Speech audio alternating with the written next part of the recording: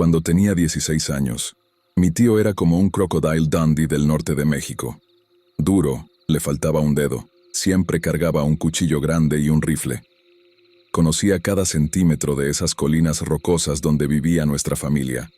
Los locales siempre murmuraban sobre brujas en las montañas. Decían que los cárteles las contrataban para maldecir a sus enemigos.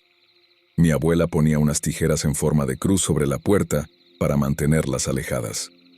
Ese verano salimos a una cacería nocturna de conejos que duró unas 8 horas. Llevamos a nuestros 2 pastores alemanes con nosotros. La luna estaba llena y las colinas quedaban perfectamente iluminadas. Íbamos rumbo a una mina vieja y abandonada que la gente decía que estaba maldita. Mi tío bromeaba diciendo que, si veíamos un coyote, se colgaría la cola en el cinturón para tener suerte con las mujeres. No tenía idea de que esa noche iba a destruir al hombre al que más admiraba. Salimos al anochecer porque él decía que los conejos empezaban a moverse cuando se rompía el calor. Condujimos hasta que los surcos del camino se pusieron demasiado feos para que el viejo Nissan pudiera seguir. Entonces seguimos a pie. Me dio la resortera y una bolsa con balines de acero. Decía que la munición era cara y ruidosa, y que los conejos no necesitaban un disparo de rifle en la cabeza. Thor caminaba obediente, sin que nadie tuviera que decirle nada. Tambo se movía en círculos, siempre regresando a comprobar dónde estábamos.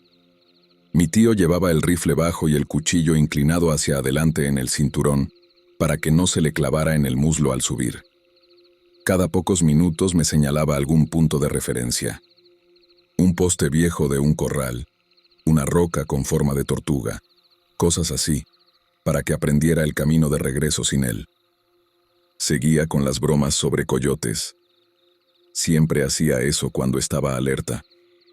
Pero sus ojos barrían las crestas y los arroyos secos con movimientos lentos y constantes. Si espantábamos algo más grande que un conejo, nos retirábamos. Esa era la regla. Ahora, antes de explicar lo que pasó después, tienes que entender que mi tío no creía realmente en esas cosas de brujas. Decía que las tijeras eran solo para tranquilizar a mi abuela y que las limpias con huevo eran un negocio extra para algunos. Aún así, no le gustaban los lugares donde la gente hacía cosas raras. En la cresta, encima de la mina, encontramos cera derretida y un pequeño atado de huesos amarrados con hilo rojo. Lo pateó con la bota y dijo: «Chavitos del narco tratando de asustarse entre ellos». Pero no sonrió. Para medianoche, los conejos ya escaseaban y las bromas sobre colas de coyote se iban apagando. La luna brillaba tanto que apagamos las lámparas frontales, pero esa luz plana hacía que fuera difícil calcular distancias y que los sonidos parecieran moverse. Cruzamos un arroyo poco profundo y subimos a una zona de rocas apiladas como dientes. Desde ahí se veía la mina, solo una abertura oscura y una cerca caída en forma de V. Thor resopló y se quedó mirando. Tambo mascó un poco de pasto y lo escupió, como si se hubiera dado cuenta de que sabía mal. Cerca de las 3 de la madrugada llegamos al área de la mina y vimos una lechuza blanca enorme volando sobre nosotros. Mi tío se rió y dijo que seguramente era una bruja, pero Tambo empezó a gruñirle con una intensidad que nunca le había visto. El otro perro, Thor, había corrido hacia la mina y ya no lo veíamos. Le dije a mi tío que yo revisaría si la mina estaba inundada mientras él buscaba a Thor. Dentro, con mi linterna, el silencio era inquietante. No había murciélagos chillando como de costumbre. La mina estaba inundada más o menos a 1/4 de su profundidad, y mi linterna empezó a perder intensidad. No había entrado lo suficiente como para que eso pasara. Cuando me di la vuelta para salir, dejé de caminar, pero seguí escuchando pasos húmedos detrás de mí. El sonido era exactamente igual al que hacían mis botas, viniendo de uno de los túneles laterales. Me quedé completamente quieto. Levanté el talón y lo bajé para oír mi propio chirrido, y luego esperé. Desde el túnel de la izquierda llegó otro chirrido suave, medio segundo después, como si alguien me estuviera copiando. «¿Hola?», dije, porque a veces la gente usaba túneles viejos para atajar y no quería asustar a nadie y provocar una estupidez. No hubo respuesta. Escuché un pequeño chapoteo, como si alguien estuviera tocando el agua con la punta del pie, y mi linterna se redujo a un cono más pequeño, aunque las baterías eran nuevas. Me dije a mí mismo que era Thor y que el eco ahí dentro era extraño, y empecé a dar un paso. Entonces escuché a alguien decir, Tambo, con un tono casi burlón, pero no sonaba bien. Apunté la linterna hacia el sonido y vi algo alto, con una sonrisa, moviéndose de forma brusca. Parecía una persona completamente fuera de foco, quizá con ojos amarillos. Le lancé la resortera y esa cosa hizo un sonido como de llantas chillando antes de que yo saliera corriendo. Afuera, Tambo estaba gruñendo hacia la entrada de la mina y luego empezó a seguirme mientras corría a buscar a mi tío. Corrí demasiado rápido sobre la grava, resbalé, logré mantener el equilibrio y silbé como lo hacía mi tío para que los perros se pegaran a mí. Tambo se quedó a mi lado, sin dejar de mirar hacia el agujero, gruñendo por lo bajo. Grité el nombre de mi tío. El eco me lo devolvió desde las rocas. Entonces escuché un sonido parecido a un sollozo y botas arrastrándose. Estaba a unos 15 metros, de rodillas, llorando sobre el cuerpo de Thor, con un cuchillo clavado en él. Dijo que lo había encontrado así, pero la voz le temblaba. Thor estaba de lado, con el mango hundido detrás del hombro y el pelaje alrededor ennegrecido y empapado. Mi tío tenía la palma apoyada en las costillas de Thor, como si todavía esperara que se movieran. Tocó el mango del cuchillo y retiró la mano de golpe, como si le hubiera quemado. Tambo olfateó el cuello de Thor, y luego plantó las patas con firmeza y volvió a gruñir hacia la mina. «No lo toques», le dije a mi tío. Palabras inútiles. Se limpió la cara con la manga y se puso de pie. Se giró despacio, con el rifle levantado a medias, como si esperara encontrar a alguien detrás de nosotros. Le conté rápido lo de la voz diciendo el nombre de Tambo y la forma en que se movía, y me miró como si quisiera que estuviera bromeando. Luego, decidió que no lo estaba. «Nos vamos», dijo, seco y firme. Accionó el cerrojo solo para oírlo, y tomó la delantera. Enganché la correa de Tambo, y él tironeó hacia el cerro, como si no pudiera decidir qué hacer. Tomamos el camino corto hacia la camioneta en vez del fácil, avanzando en diagonal por una ladera de roca suelta que quería deslizarse bajo los pies. Mi tío hablaba en voz baja. «Pie izquierdo aquí, ahora derecho», y no dejaba de revisar las crestas, los arroyos secos y todos los lugares donde un hombre podría estar esperando. Yo miraba constantemente hacia atrás, por culpa de esa sonrisa en la oscuridad.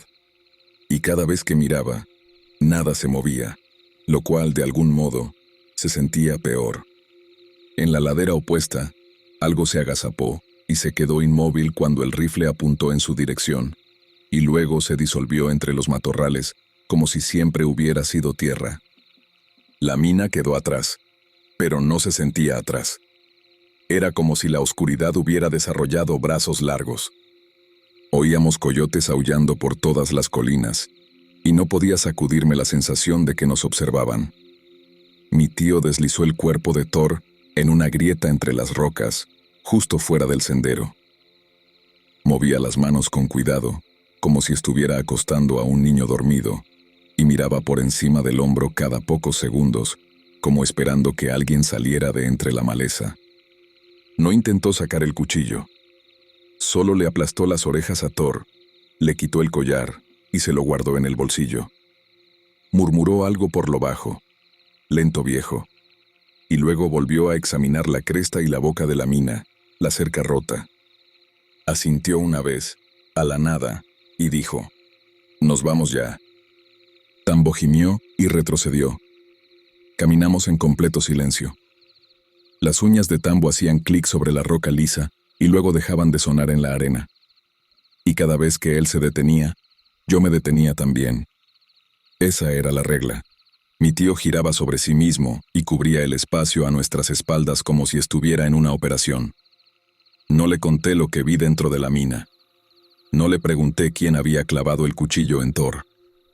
Todo el camino de regreso sentí ojos sobre nosotros, mirándonos desde la oscuridad entre las colinas.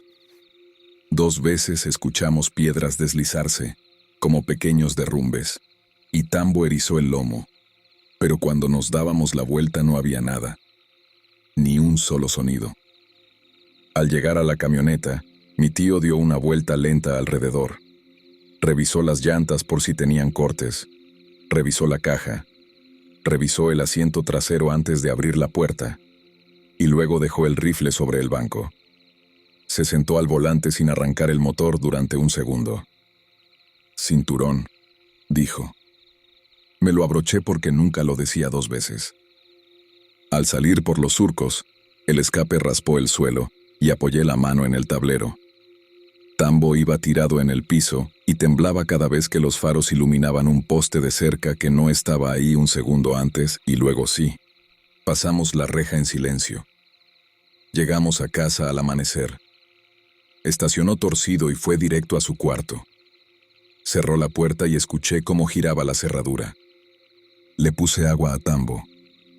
Bebió demasiado rápido, tosió, y luego se quedó mirando la puerta, como esperando que mi tío saliera a dar órdenes. Mi abuela llamó desde la cocina y preguntó por qué habíamos vuelto tan temprano. Le dije que no habíamos conseguido nada. Se quedó parada con una toalla en las manos y preguntó dónde estaba Thor. Le dije que había salido corriendo. Me miró como si supiera que estaba mintiendo. La evité. Mi tío no salió de su cuarto durante días. Le dejé un plato frente a la puerta y escuché el raspado del tenedor una sola vez. Y luego, nada. Por las noches, Tambo se paraba en el pasillo y escuchaba la nada, gruñendo, como si esa nada estuviera caminando de un lado a otro. Y a veces me miraba por encima del hombro, como si yo estorbara. Esa fue la última vez que vi a mi tío como el hombre fuerte que solía ser. Algo nos había seguido desde esas colinas. Algo que los locales quizá llamarían un Wendigo. No una criatura de cuentos, sino un frío que se come a un hombre lentamente y en silencio. Al año siguiente, cuando volví a visitarlo, mi tío se había convertido en el borracho del pueblo. Piel y huesos, los dientes flojos, y luego perdidos. Era un hombre roto y tembloroso que había perdido todo respeto. Incluso sus propios hermanos se avergonzaban de él y lo mantenían fuera del taller, como a un perro callejero que alguna vez había sido suyo. Merodeaba cerca de la tienda y pedía dinero para cerveza con una voz que no encajaba con su rostro. A veces metía la mano en el bolsillo y tocaba el collar de Thor, y luego olvidaba por qué. Si alguien mencionaba la mina, bajaba la mirada y cambiaba de tema. Ninguno de nosotros entendía qué le había pasado, pero el cambio fue total y nunca se revirtió. En mi familia se susurraba que las brujas lo habían alcanzado, o que algo antiguo lo había marcado y seguía cobrando. Los locales contaban historias de wendigos en esa zona, espíritus que roban la fuerza y desgastan el nombre de un hombre hasta dejarlo vacío. Sea lo que sea que mi tío encontró esa noche, lo vació por dentro. Nunca le conté a nadie que esa cosa, dentro de la mina, había pronunciado el nombre de Tambo. Creo que él vio algo peor. Yo evito esas colinas. El wendigo se llevó todo lo que hacía a mi tío ser quien era, dejando atrás solo una cáscara vacía.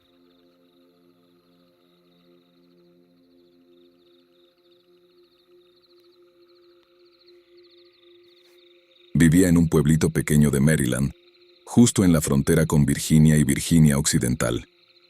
Mi pueblo era muy antiguo, fundado en el siglo XVIII.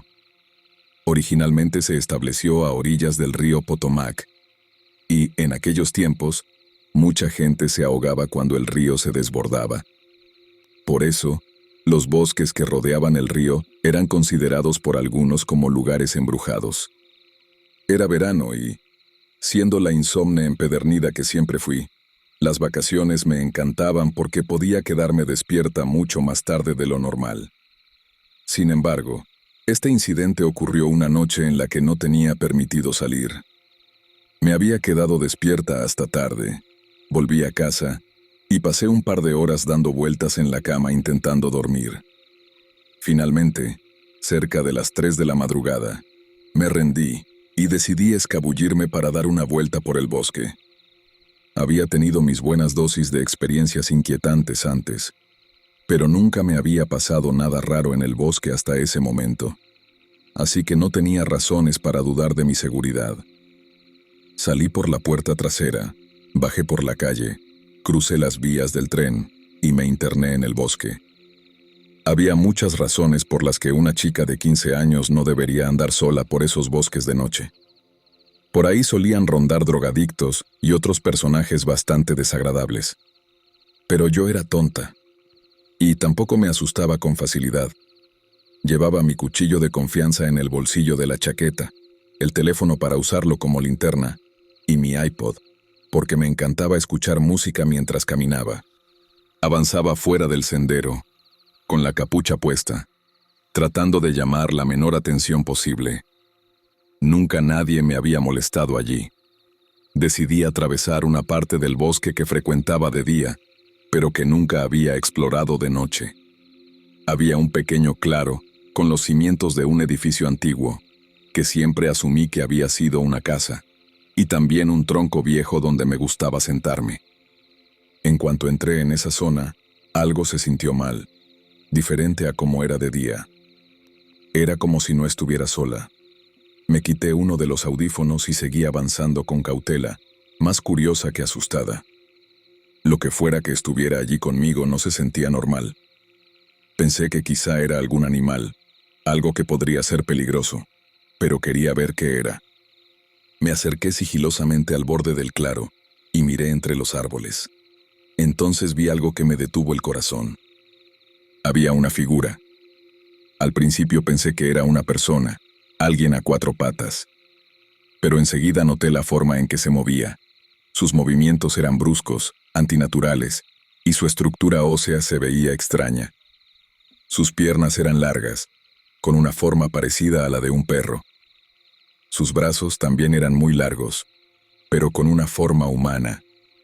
Tenía dedos imposiblemente largos, como garras, y la piel de un gris blanquecino. Estaba terriblemente flaco. Podía ver los huesos sobresaliendo bajo la piel, y aún así, pese a su aspecto, parecía fuerte, como si, de atraparme, pudiera partirme en dos sin esfuerzo. Se movía alrededor de los cimientos del edificio, como si estuviera buscando algo. Cerca de ahí vi una mochila tirada en el suelo. Parecía haber sido destrozada por esa cosa, y con la luz de la luna filtrándose entre los árboles, pude notar manchas que parecían ser sangre. Sabía que todavía no me había notado. Su rostro estaba mirando en dirección contraria, y eso me tranquilizaba, porque no quería que me viera. Fuera lo que fuera, claramente era mala noticia. Así que empecé a retroceder despacio. Entonces, una ligera brisa sopló desde atrás de mí. La criatura se detuvo y quedó completamente inmóvil por un momento. Parecía estar olfateando el aire. Seguí retrocediendo, sin apartar los ojos de ella. Poco a poco empezó a girar la cabeza hacia mí, y entonces pude ver bien su rostro. Casi parecía humano, pero su mandíbula era mucho más pronunciada y fuerte que la de una persona normal. Tenía labios muy finos y dientes irregulares, afilados, pero aún con un aspecto humano. Sus ojos eran lo peor. Eran más grandes que los de un hombre y completamente negros. Un negro que parecía absorber toda la luz y toda la vida. Tenían una mirada enloquecida. No sé bien cómo describirlo, pero había un hambre en sus ojos. Un hambre desesperada, como si estuviera listo para devorar cualquier cosa que tuviera al alcance. No pude gritar, apenas podía moverme. Entonces la cosa soltó un gruñido bajo y gutural. El sonido fue creciendo, volviéndose más agudo, hasta transformarse en un chillido inhumano. Nunca había escuchado nada parecido, ni antes ni después. Me atravesó los oídos. Eso fue todo lo que necesité.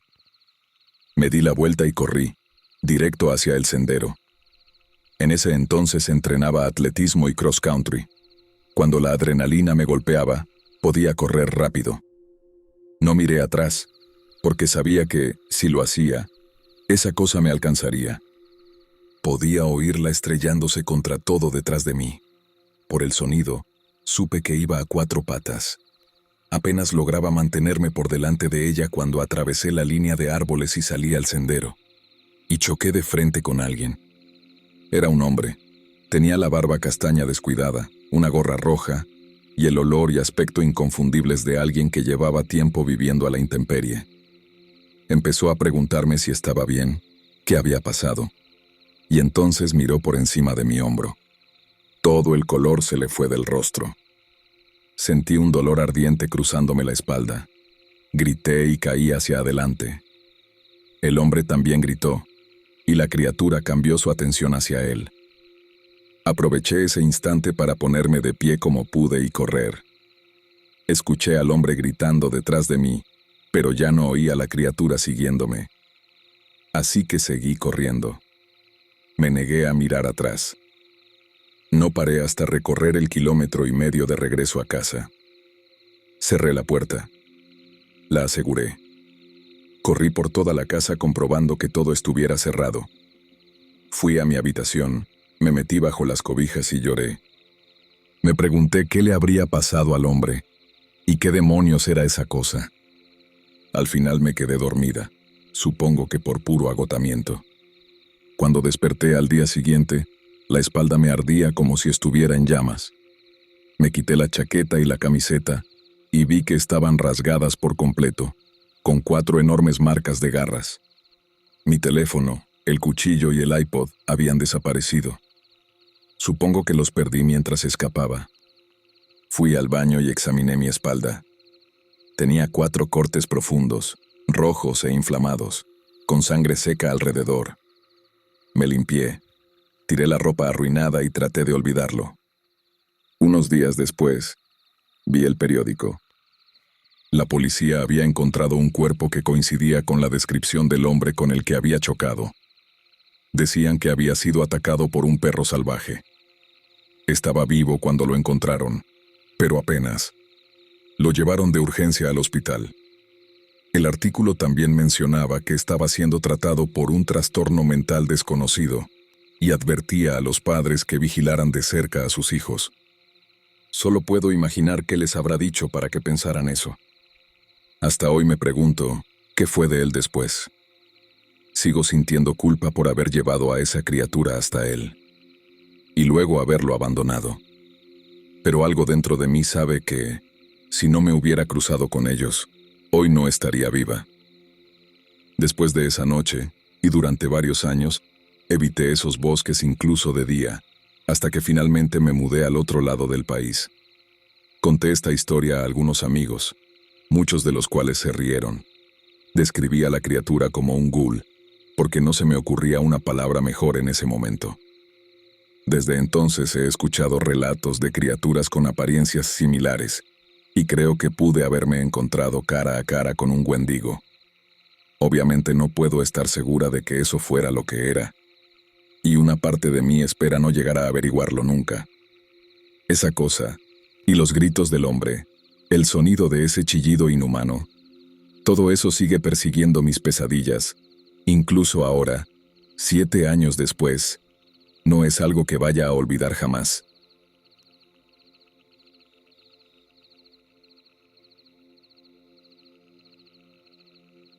Esta historia me pasó hace unos 24 años, a finales del otoño de 1995, cuando yo tenía 13 años. Había estado en casa de un amigo hasta más o menos las 10:30 de la noche y salí solo de regreso a mi casa. Tomé el atajo de siempre a través del bosque. De repente escuché un bramido fuerte, como un rugido profundo. Se me cayó la linterna mientras giraba rápidamente, mirando en la dirección de donde creí que había venido el sonido, pero no pude ver absolutamente nada. Traté de tranquilizarme pensando que no había nada ahí. Me agaché para recoger la linterna cuando escuché el crujido de una rama justo frente a mí. Levanté la cabeza de golpe y entonces lo vi. Parecía un venado, pero con las extremidades torcidas de una forma antinatural, haciendo que su silueta se viera casi humana. Caí hacia atrás, y enseguida me incorporé como pude, y salí corriendo a ciegas entre los árboles. En algún punto choqué contra un árbol y perdí el conocimiento. Cuando desperté, estaba tirado boca arriba. Me latía la cabeza y la nariz, y sentía la sangre de mi nariz rota bajando por mi cara. Miré mi reloj. Marcaba las 12:01 de la madrugada. Luego observé a mi alrededor. Me levanté con dificultad y caminé por el bosque sin linterna hasta que salió el sol. Después, poco a poco, salí del bosque y llegué a la calle. Caminé hasta la puerta de mi casa y me desplomé por el cansancio. Cuando desperté, estaba en una cama de hospital. Al parecer tenía un brazo roto, aunque me dieron de alta al día siguiente. Y eso resume mi historia, corta, pero bastante inquietante. No estoy seguro de qué fue lo que vi, pero ahora que tengo 3 hijos, siempre me aseguro de que, si caminan a casa después de que anochece, vayan con amigos o con un adulto. Hay cosas allá afuera, creas o no en las leyendas, así que más vale prevenir que lamentar.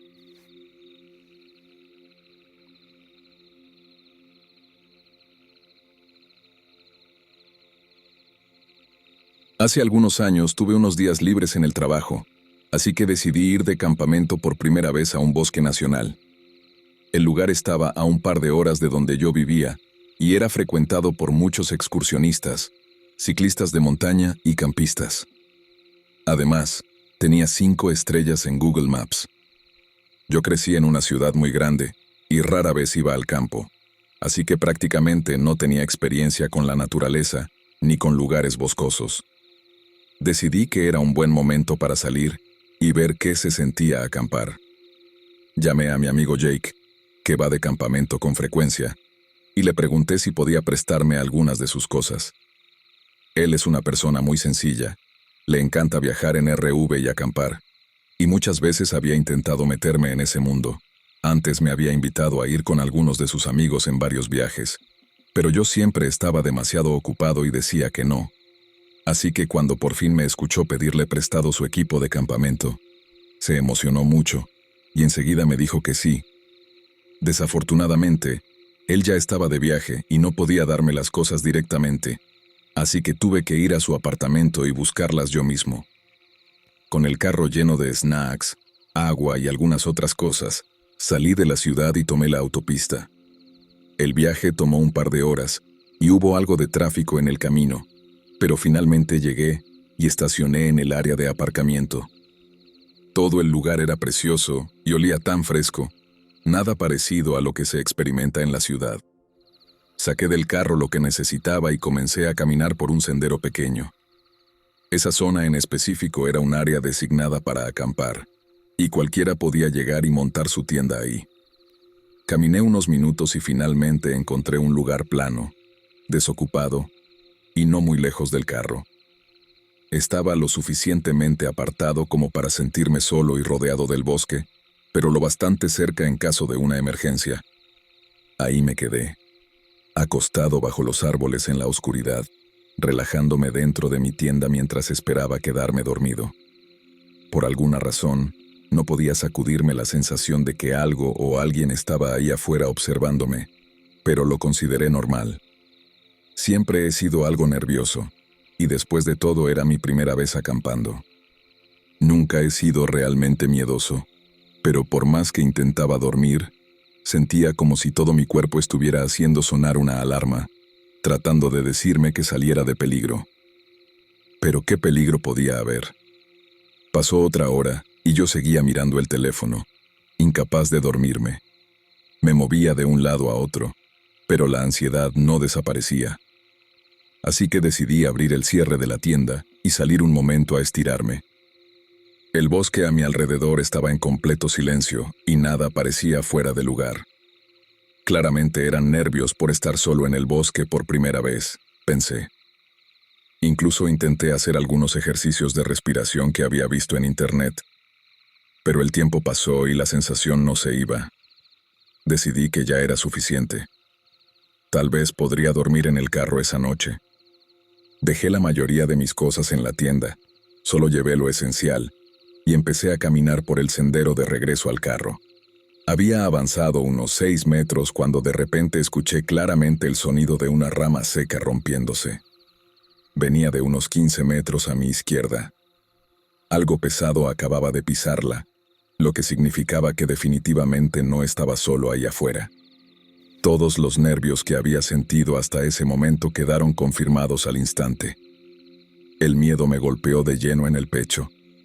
La parte superior de mi cuerpo se tensó y el corazón comenzó a latirme con fuerza. Me quedé paralizado y rápidamente apunté la linterna hacia los árboles, tratando de ver quién o qué podía ser. Estaba demasiado oscuro y la linterna apenas iluminaba nada. Intenté gritar con voz fuerte para espantar lo que fuera que estuviera ahí. Tal vez era un animal salvaje pasando por la zona. Incluso pensé que podría haber sido solo una rama cayendo de un árbol. No. Ese sonido había sido claramente un crujido, como si algo con mucho peso hubiera pisado la rama. Algo definitivamente había estado ahí conmigo. No estaba solo. Decidí no arriesgarme y comencé a correr rápidamente hacia el carro. De nuevo escuché algo moviéndose entre los árboles. Algo me estaba siguiendo. Era rápido. Más rápido de lo que pensé que un humano podría correr. Me siguió durante la mitad del camino, pero de repente se detuvo por alguna razón que no entendí. Yo solo corrí y corrí hasta llegar al carro, empapado en sudor frío y completamente aturdido. El pequeño estacionamiento estaba casi lleno de carros, pero no había ni una sola persona alrededor. Me metí rápido en el carro y cerré las puertas con seguro. Fuera lo que fuera, al menos ahora estaba encerrado dentro del carro, lejos de eso. Me sentí un poco más seguro y agradecido de tener algo de protección.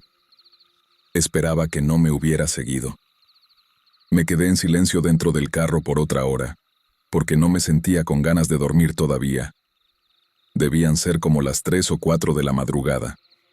Estaba tan cansado que empecé a quedarme dormido, justo lo que había querido evitar.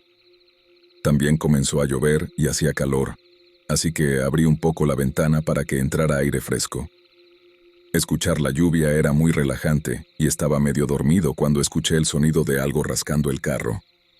De inmediato me incorporé y miré alrededor, pero afuera estaba completamente oscuro. No quise encender la linterna por si se trataba de un oso o algo así. Después de unos minutos sin que pasara nada, me asomé con cuidado por la ventana. Luego decidí tocar la bocina del carro, pensando que eso podría espantarlo. Tras otro minuto, dejé de tocar la bocina y salí del carro para ver si todavía estaba ahí. Con un ruido tan fuerte, pensé que seguro se había asustado y había huido al bosque. En ese punto, lo único que quería era largarme de ese lugar, así que decidí que iba a manejar hasta el estacionamiento de algún Walmart cercano o algo parecido y regresar a casa por la mañana. Encendí el carro, prendí las luces delanteras y activé los limpiaparabrisas.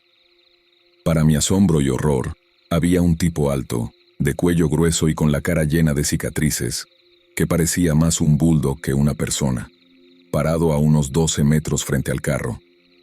Estaba babeando sin parar. Solté un jadeo y, por instinto, apreté el volante con fuerza. De repente se puso en 4 patas, como un animal, y empezó a avanzar de lado hacia el carro. Pude ver algo brillante en su mano, que parecía ser un cuchillo. Metí el carro en marcha de inmediato, girando en U hacia la izquierda, donde estaba la salida. Él seguía persiguiéndome en 4 patas a una velocidad que no debería haber sido posible, y encima de eso, no llevaba ropa, y parecía más animal que persona. A pesar de que yo iba en el carro, casi logró alcanzarme, pero por suerte llegué a la carretera, y pude escapar a salvo. Quedé tan aterrorizado y perturbado por lo ocurrido, que no regresé a recoger el resto de mis cosas. Tuve que pagarle bastante dinero a mi amigo por todo lo que dejé ahí. Unos días después, por curiosidad, regresé de día, pero todas mis cosas ya habían desaparecido. Hoy en día, todavía me estremece pensar que ese tipo pudo haberme estado acechando durante horas o mirándome mientras yo estaba solo dentro de la tienda. Lo denuncié a la policía al día siguiente y espero que lo hayan atrapado. Probablemente esta no sea la experiencia típica de acampar, pero creo que es seguro decir que las personas siempre deben estar atentas a su entorno cuando acampan y llevar algún tipo de defensa personal, especialmente si eres mujer. Esto no significa que nunca volveré a acampar, pero sin duda fue una experiencia de aprendizaje surrealista.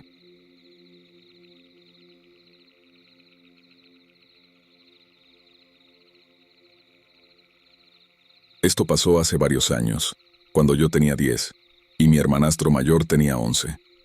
Mi papá y mi madrastra acababan de casarse, y mi hermanastro y yo estábamos solos en casa alrededor de las 5:30 de la mañana. Estábamos viendo Netflix, o al menos intentándolo, porque no dejaba de cargarse.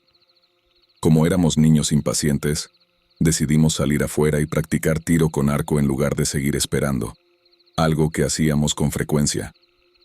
Había mucho rocío en el suelo y el sol apenas estaba comenzando a salir. Nos tomó unos minutos caminar hasta el lugar donde solíamos practicar con el blanco. Disparamos algunas flechas y luego mi hermanastro empezó a comportarse de forma nerviosa, sin razón aparente. Hicimos otra ronda de turnos, pero cuando llegó el suyo otra vez, se puso pálido. Me dijo que creía que iba a saltarse ese turno, lo cual me pareció raro porque había estado muy entusiasmado por salir. Yo disparé unas cuantas flechas más, pero mientras apuntaba, él me sacudió y señaló hacia una vieja pila de restos quemados que estaba bastante lejos. En ese momento sentí un sobresalto. ¿Qué demonios estaba viendo? Un rostro blanco, sin vida, asomaba a medias detrás de la pila. Mi hermanastro, la criatura y yo nos quedamos mirándonos fijamente, cara a cara, durante lo que creo que fueron unos 2 minutos. Luego mi hermanastro movió el pie y pisó una ramita, que se partió haciendo eco. Supongo que eso asustó a la criatura, porque soltó un chillido que jamás voy a olvidar, algo parecido a una pantera siendo asesinada por un búho chillón. Recuerdo que los dos corrimos de vuelta a la casa y cerramos la puerta con llave hasta que mi papá regresó. Lo único que puedo decir es que después de eso no volvimos a salir solos. No sé qué fue lo que vimos, pero me aterrorizó como nada en la vida.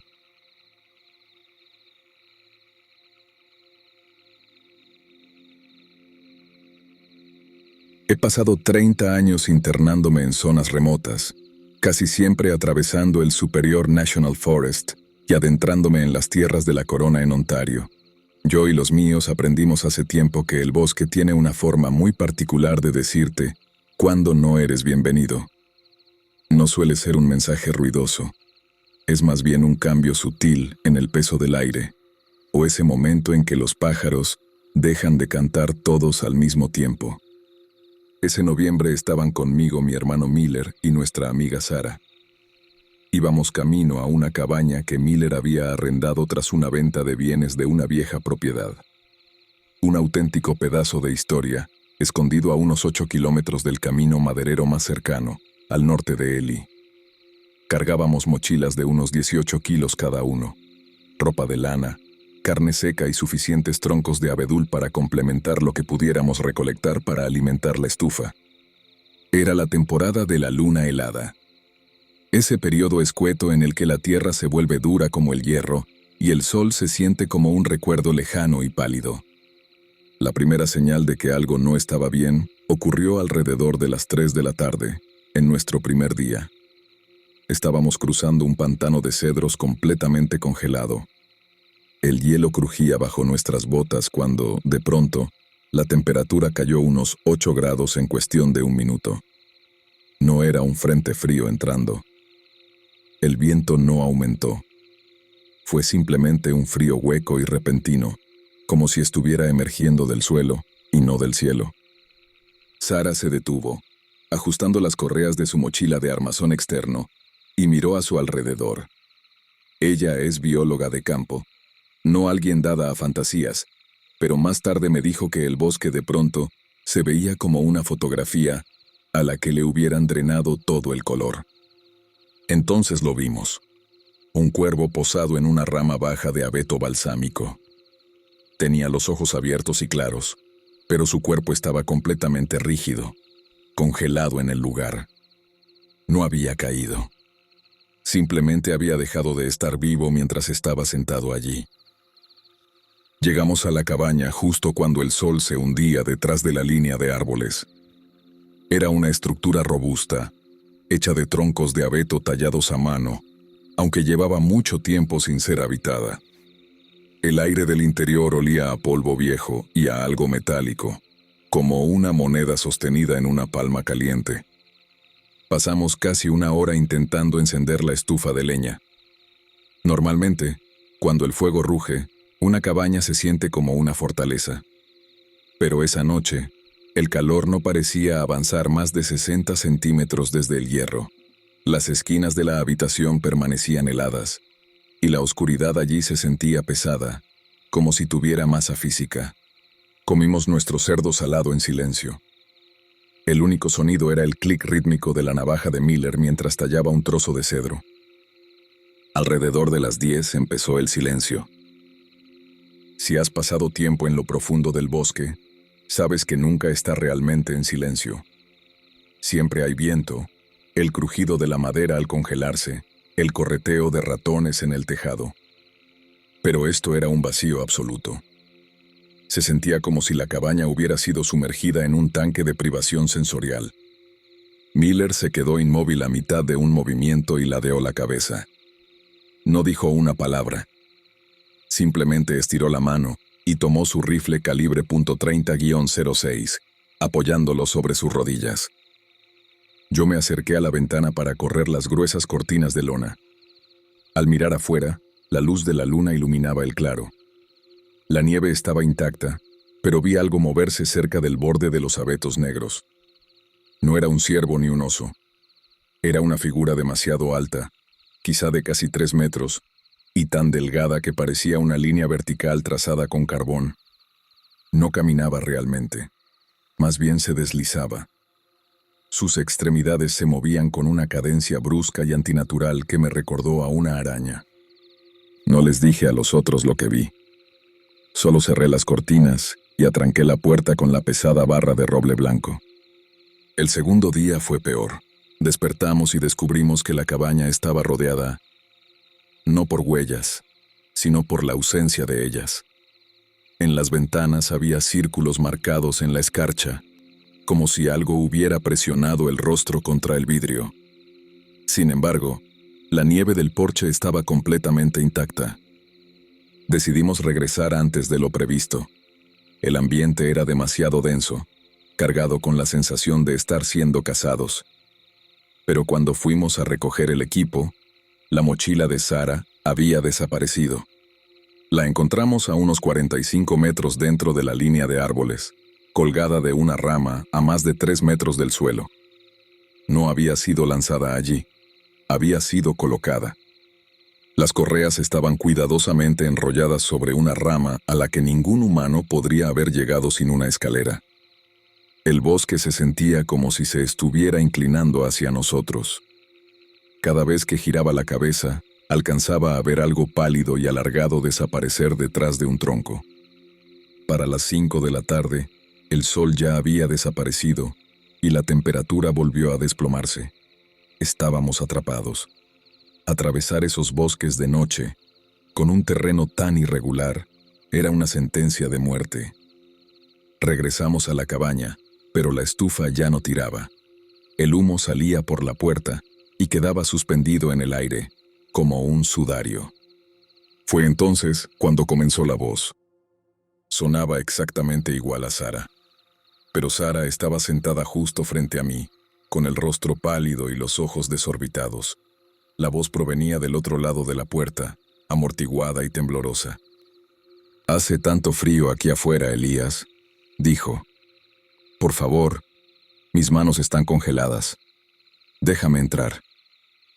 La verdadera Sara me apretó el brazo con tanta fuerza que los nudillos se le pusieron blancos. Nos quedamos en silencio, los tres, acurrucados en el suelo. Entonces la voz del exterior cambió. Perdió por completo su tono femenino y se convirtió en un sonido seco y rasposo, como hojas muertas arrastrándose sobre una tumba. Empezó a decir nombres de personas que conocíamos. El de mi padre, muerto hacía 10 años, y el de un amigo que Miller había perdido durante el servicio. Hablaba del hambre. No del hambre que sientes cuando te saltas el almuerzo, sino de una necesidad desesperada e infinita, una hambruna tan profunda que sonaba capaz de tragarse el mundo entero. Cerca de la medianoche comenzaron los arañazos. No venían de la puerta, sino del techo. Eran lentos, deliberados, como huesos raspando contra la madera. Escuchábamos las tejas crujir bajo un peso que parecía a la vez inmenso y extrañamente ligero. De pronto, un dedo largo y gris, rematado con una uña amarillenta y afilada como una aguja, se asomó por la masilla entre dos troncos, cerca del techo. Era imposiblemente largo, con demasiadas articulaciones. No intentó alcanzarnos. Solo se quedó ahí, moviéndose levemente, probando el aire. Miller finalmente perdió el control. Disparó una ráfaga hacia el techo con su rifle. El estruendo dentro de ese espacio reducido fue ensordecedor, pero la respuesta fue peor. Un chillido agudo y ondulante rasgó la noche, un sonido que comenzaba como un grito humano y terminaba como el silbido de un vendaval invernal. La criatura empezó a destrozar el techo. Oíamos cómo las pesadas tejas de abeto balsámico eran arrancadas como si fueran papel. ¡El sótano!, grité por encima del estruendo. Bajo las tablas del suelo había un pequeño sótano de raíces, pensado para guardar papas y conservas. Nos lanzamos dentro, cerramos la pesada trampilla y corrimos el cerrojo justo cuando el techo sobre nosotros cedió. A través de las rendijas del piso, vimos la luz del farol parpadear y extinguirse. En la oscuridad repentina, lo escuchamos caer dentro de la habitación. No sonó como un animal pesado. Sonó como ramas secas golpeando el suelo. Allí, tendidos en la tierra, respirábamos el olor a podredumbre y a ozono mientras lo oíamos moverse sobre nuestras cabezas. Estaba olfateando. Un sonido húmedo y vibrante que continuó durante horas. Sabía dónde estábamos. Empezó a arañar la trampilla. La madera se astillaba bajo su fuerza. Miller sostuvo el rifle apuntando a la puerta, el dedo blanco sobre el gatillo, pero temblaba tanto que el cañón marcaba un ritmo frenético contra la madera. Yo apretaba una bengala que había sacado de mi mochila. Mi único pensamiento era que no pensaba irme en silencio. Justo cuando la primera bisagra de la trampilla se rompió, la primera luz del amanecer tocó el mundo. Los arañazos cesaron al instante. Se oyó un forcejeo frenético, como el batir de alas de un ave enorme. Y luego volvió ese mismo silencio antinatural. Esperamos 2 horas antes de atrevernos a empujar la trampilla. La cabaña estaba destruida. El techo había desaparecido. Los muebles estaban reducidos a astillas. Y las paredes estaban cubiertas por una capa delgada de una baba translúcida que olía a cobre viejo. No empacamos, ni siquiera agarramos los abrigos. Corrimos. Tomamos el sendero y avanzamos a trompicones por la nieve, con los pulmones ardiendo en el aire cortante. Cada vez que el viento silbaba entre los pinos, dábamos un salto, esperando ver esa figura alta y famélica salir de entre las sombras. A unos 5 kilómetros de la camioneta, lo escuchamos detrás de nosotros. El mismo chillido ondulante, distante pero acercándose rápido. Nos estaba cazando a plena luz del día, el hambre finalmente superando su aversión al sol. Llegamos al vehículo justo cuando el bosque volvió a quedar en silencio. Miller buscaba desesperado las llaves, dejándolas caer una y otra vez en el barro helado. Yo me giré de espaldas a la puerta, sosteniendo la bengala. Desde la maleza, a no más de 25 metros, emergió. Era piel estirada sobre nada más que huesos. Sus ojos hundidos brillaban con una luz amarilla débil y enfermiza. Su boca era una ruina dentada, y los dientes largos y cerrados parecían la hoja de una sierra. No corrió. Daba saltos, cubriendo unos 3 metros con cada impulso. Miller logró arrancar el motor justo cuando la cosa alcanzó el borde del claro. Activé la bengala y la lancé. El fósforo rojo brilló con violencia, siseando y escupiendo chispas al caer a los pies de la criatura. Esta retrocedió, emitiendo un siseo parecido al de un cable eléctrico caído. La luz parecía causarle dolor a esos ojos antiguos. Me lancé al asiento del copiloto mientras Miller engranaba la marcha. Derrapamos por el camino maderero, con las ramas golpeando las ventanas como dedos. En el espejo retrovisor lo vi de pie en medio del camino, una silueta alta y solitaria recortada contra la nieve blanca. No nos persiguió más. Solo se quedó allí, observándonos marcharnos, con los brazos largos colgándole más abajo de las rodillas. No nos detuvimos hasta llegar a la carretera. Nunca hablamos de esto con las autoridades. No había nada que contar que no nos hiciera parecer dementes. Pero no he vuelto a esos bosques desde entonces, y ya no salgo al campo después de la primera helada. Algunos dicen que esas leyendas no son más que metáforas de la dureza de los inviernos del norte. Una forma de explicar por qué los hombres enloquecen con el frío. Yo también solía creerlo. Pero sé lo que oí. Y sé cómo esa cosa pronunció mi nombre, con una voz a la que no le latía ningún corazón detrás. Hay cosas en los bosques profundos que permanecen allí por una razón. Y es sabio el hombre que las deja entregadas a su hambre.